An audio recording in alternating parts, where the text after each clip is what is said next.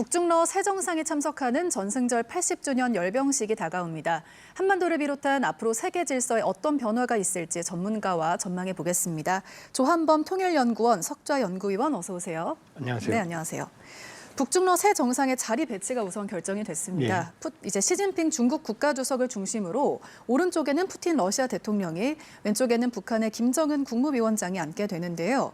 이렇게 세 나라 정상이 참석하는 게 66년 만이라고 하는데 그렇죠. 이 모습만으로도 미국을 비롯해서 전 세계에 어떤 메시지를 주게 될까요? 상당히 파격적이죠. 일단 김정은 위원장이 다자무대 처음입니다. 네. 그렇게 보면은 그것 자체로 상당히 파격적인 거고요. 또 하나는 북중러가 지금 같이 만나는 거거든요. 그 10여 년 전에 박근혜 대통령이 이제 천안문 막루에 올라갔을 때는 시진핑, 푸틴, 그다음 박근혜 대통령이었거든요. 네. 근데 지금은 시진핑, 좌우의 푸틴, 김정은이거든요. 그러면은 김정은에 대한 파격적인 예우다. 그렇게 보면 지금 이 그림 자체는 지금 원래 북중 관계가 주고 북러 관계는 별 볼 일 없었어요. 네. 2023년 기준으로 보면 북중 교역이 전체 교역의 98.3%입니다. 러시아는 끼지도 못해요. 그 정도로 중요했는데 러우 전쟁이 터지면서 북러가 밀착했고 지난해 6월에 북러 신조약, 인민군 파병 급속하게 북러가 밀착했거든요. 최근에는 북한 우표에서 중국말보다 러시아 말이 더 위에 올라갈 정도로 그런 상황에서 중국이 파격적인 예우를 통해서 김정은을 끌어들였다. 일단 이렇게 봐야 되는 거고. 네. 그다음에 지금 이제 이재명 정부가 한일 관계를 예상보다 좀 의외로 더 강화하고 또 이제 안미경중의 시대가 지나갔다고 말할 정도로 한미 관계에 좀 경사하는 모습을 보이거든요. 이게 작용이면 이 반작용의 그림이 또 보여지는 거죠. 북중러가. 네, 북한에 대한 최고 예우다 이렇게도 말씀을 주셨는데 중국 전승절 열병식 이제 면면이 드러나고 있습니다. 차세대 무기 외에도 20대 초반 젊은 세대로 구성된 의장대를 집중 부각하고 있는데요. 사상 최대 규모인 1000여 명이 행진한다고 합니다. 이번 열병식만의 특징이 있다면 어떤 것이 있을까요?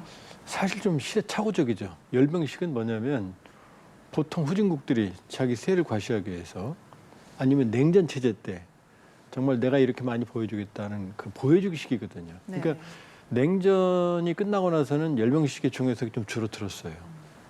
그런데 지금 트럼프 대통령까지 열병식을 했고요.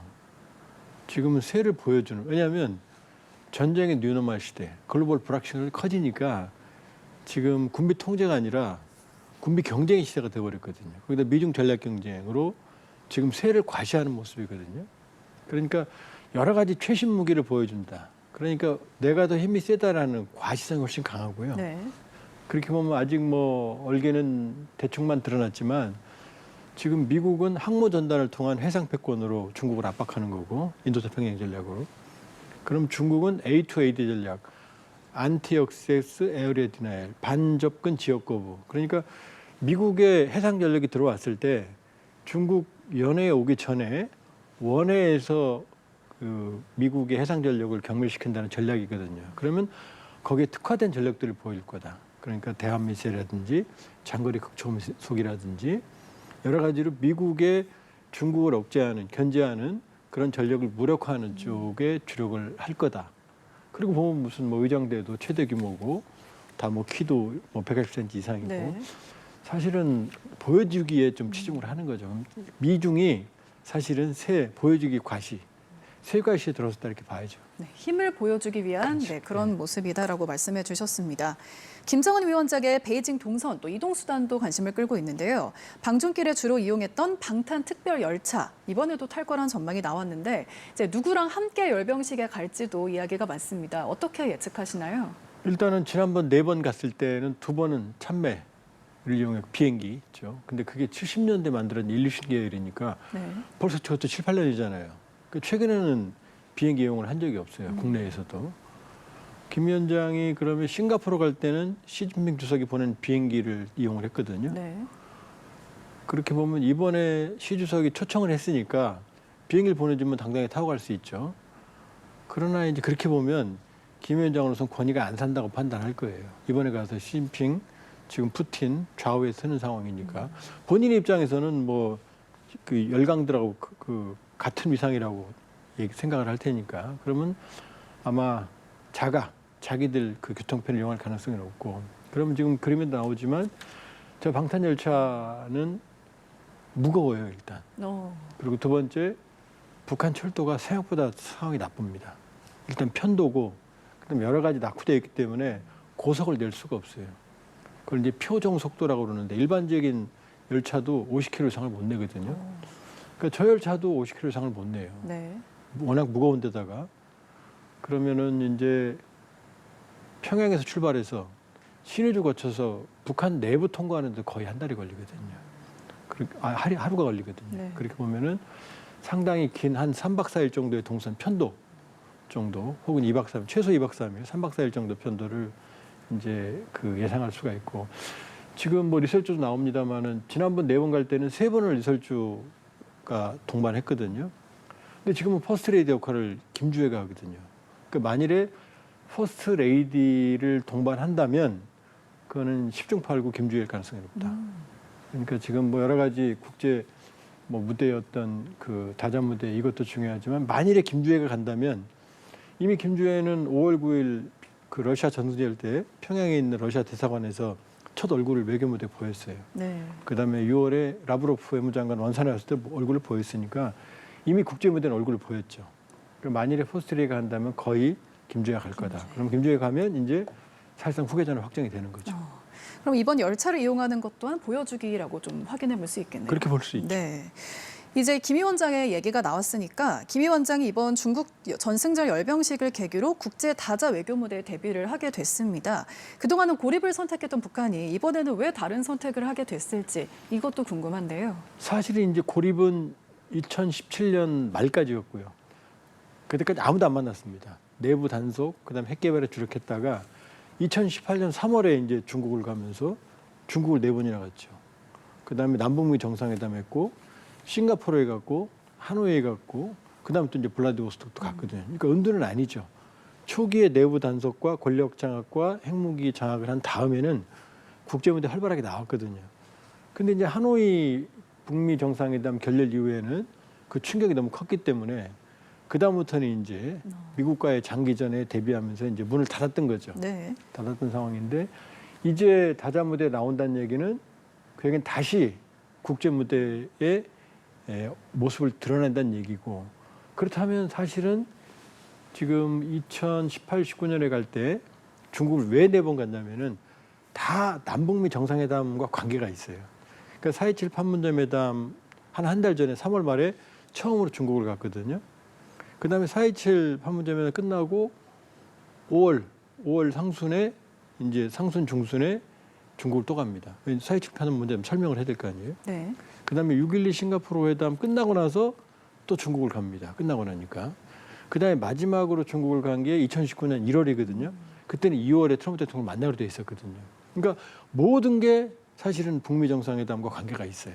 그렇게 보면 이번에 중국이 김 위원장을 이렇게 당긴 측면이 있지만 지금 트럼프 대통령이 이번에 이재명 대통령과의 회동에서 분명히 올해 안에 김정은을 만나고 싶다고 그랬거든요. 네, 그렇죠. 굉장히 강력한 메시지거든요.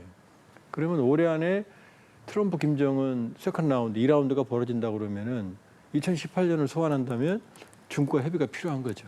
그렇게 보면 이건 이 김정은의 다시 가동된 이 국제 무대 이 끝은 트럼프와의 회동을 의도하는 걸 가능성이 높다. 이렇게 볼 수 있죠. 네. 이번 행사를 계기로 북러 양자회담이 열릴지도 관심인데요. 북한군의 우크라이나전 파병 이후 2차례 정상회담을 열었고요. 직전 회담에서는 포괄적 전략적 동반자 관계 조약을 체결했습니다.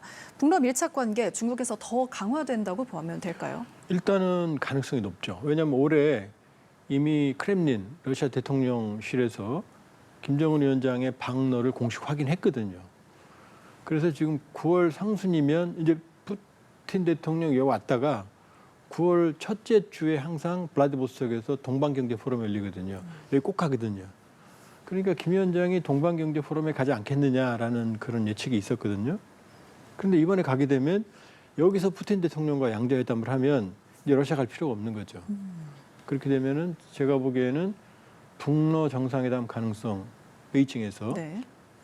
가능성이 꽤 높지 않냐 높다. 이렇게 볼 수 있죠. 네. 이번 전승절 행사에는 비서방권 국가 정상들도 대거 참석합니다. 특히 텐진에서는 상하이 협력기구가 만들어진 뒤 최대 규모의 정상회의가 열리는데요. 이제 북중러 정상뿐만 아니라 인도 모디 총리 등 30여 명의 국가대표가 참석하는데 이제 최대 관심은 회의 이후 발표될 공동선언에 미국 견제에 대한 내용이 담길지인데 어떻게 보고 계십니까? 일단 뭐 설이 갈려요. 지금 트럼프 대통령이 저렇게 강경한 상황에서 굳이 미국을 자극하는 얘기가 나올 거냐. 거꾸로 지금 모디 총리 같은 경우는 지금 50% 관세를 맞아서 지금 미국과 극단적으로 충돌하고 있거든요. 정면 대결을 선택했어요. 네. 그럼 상하이 협력기구 자체가 사실은 미국 주도의 세계된 대응 체계거든요. 브릭스와 함께. 그렇게 보면 지금 중국도 견제를 받고 있고 지금 상하이 협력기구 러시아도 그렇고 대부분 다 트럼프 정부 행정부의 지금 견제 대상들이거든요. 그렇게 보면은 지금 강력한 톤은 아니더라도 최대 규모로 텐진에서 만나는 것 자체가 미국에 대한 사실은 대응 체계거든요. 보면 적정 수준의 제가 보기에는 미국에 대한 견제구가 나올 가능성도 있다. 왜냐하면 트럼프 대통령이 워낙 강경하게 지금 미국 주도의 일방적인 질서 구축에 지금 나서고 있기 때문에 그럼 상하이협력기구와 브릭스 두 가지는 중국의 놀이판이거든요. 미국에 대응하는 또 러시아의 놀이판이거든요. 거기다 인도까지 가세한다 그러면 인도가 중국과 지금 상당히 그 껄끄러운 관계인데 트럼프 대통령의 압박에 지금 동병상련으로 지금 모디 총리 같은 경우 지금 중국과 지금 협력 관계까지 얘기하고 있거든요. 강화되고 있어요 지금. 그렇게 보면 이번 텐진 상하이협력기구에서 미국에 대한 견제 성명이 나올 가능성도 배제할 수가 없죠. 네. 높다고 말씀해 주셨습니다. 우리 정부에서는 이제 우원식 국회의장이 대표로 가게 되는데요. 남북 정상회담에서 인연이 있었던 만큼 김정은 국무위원장과 만남이 성사될지도 관심인데요. 어떻게 보십니까? 이제 우리를 북한이 의도적으로 철두철미 주적 완전히 관계 단절을 선택했기 때문에 의도적인 회동 동선을 맞추진 않을 거예요. 그러나 다재무대에서 워낙 많은 사람들이 동선을 하다 보면 겹칠 수는 있거든요. 그러면 그 많은 사람이 갔는데 거기서 지금 뭐 푸틴과 저게 본인이 동등하다고 판단할 텐데 만일에 구면이거든요 이미. 그러면 만났을 때 악수나 인사라면은 거절한다면 더 이상하죠. 네네. 그럼 본인이 소인배가 되니까. 그러니까 자연스러운 동선에서는 인사나 조우 가능성은 있다. 그러나 의도적으로 뭐 회의를 조직하거나 그럴 가능성은 제가 보면 희박하고 뭐 일각에서 뭐 못 본 체하거나 제가 보면 그럴 가능성은 제가 그것보다는 오히려 평범하게 대범하게 악수함으로써 인사함으로써 본인이 그 통큰 지도자인 모습을 보여줄 가능성이 있다. 그러니까 뭐 인사했는데 일부러 외면한다거나 그 가능성보다는 네. 자연스러운 인사 정도는 가능하지 않겠느냐. 그러나 의미 있는 대화는 지금 가능성은 희박하다. 북한의 입장으로 봤을 때. 그러니까 우연히 만나면 가능하겠지만 일부러 만나진 않을 것 같다. 그렇죠. 네, 이렇게 네. 말씀해 주셨습니다. 우리 정부는 오늘 10월 말 경주에서 열리는 아시아태평양 경제협력체 정상회의, 에이펙 정상회의죠. 이거를 이제 큰 행사로 키울 가능성을 점쳐보고 있는데요. 트럼프 미국 대통령과 중국의 시진핑 국가주석을 초청한다. 이런 계획을 밝히기도 했습니다.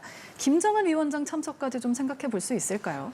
그건 너무 나간 거죠. 너무. 왜냐하면 이제 제일 큰 이벤트는 시진핑 트럼프 대통령 온다고 그랬으니까요. 시진핑 주석도 참석할 가능성을 배제할 수가 없다. 왜냐하면 양측이 충돌하지만 항상 협력이라는 출구도 놓거든요. 김 위원장 참석 가능성이 희박한 이유는 뭐냐면 한국을 철두철미 주적이라고 그랬거든요. 그다음에 김 위원장 담화를 보면은 마주 앉을 일이 없다고 그랬거든요. 근데 에이펙에 오는데 이 호스트인 우리랑 인사 안 할 수가 없잖아요. 우리가 주도하는 건 오기는 쉽지 않을 거다. 만에 하나 가능성이 있으니까. 그러나 이 가능성은 있죠. 2019년 6월에 하노이 2월에 결렬되고 나서 트럼프 대통령이 도쿄 동경에 와서 야 만나자 하고 트윗 보내니까 바로 다음 날 판문점에 나왔거든요. 그 가능성은 있죠.